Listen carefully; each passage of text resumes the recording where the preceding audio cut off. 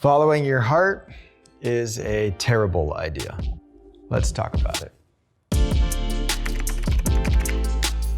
Hey everybody, my name is Chris Pavla and welcome to What Jesus Says About, where we see how you respond after Jesus speaks for himself on topics important to you, topics like your heart and why it's a terrible idea to follow your heart. And to see why, we have to kind of look at all of Jesus's teachings on the heart. And when we do that, something obvious emerges for us to consider. Because when Jesus talks about the heart, he talks about how it can be pure or wicked.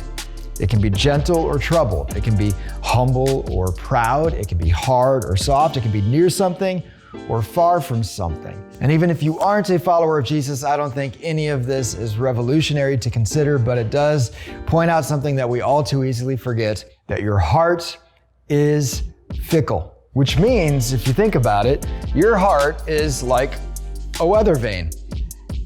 It blows wherever the winds of circumstances and emotions and passions will take it. That's why your heart can be one way on Monday, and then on Tuesday, after you get a flat tire in cold weather, it can be another way. And then on Wednesday, after you get in an argument, it can be another way. Your heart is fickle. It blows wherever the wind is taking it. And now stop and think about this.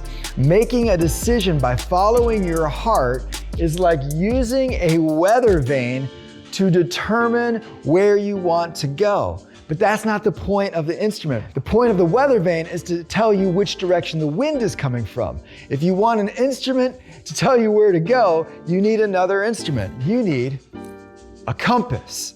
And so if you're about to make a life-altering decision based on where your heart is, stop. You're not using the right instrument. And of course, then this sets up two questions that Jesus wants us to consider with all of this conversation about the heart. One, if you feel your heart going in a different direction, instead of asking your heart where it wants to go, a better question is to ask, what are the winds blowing on your heart? What are the circumstances or emotions or passions or fears that are making you feel that way?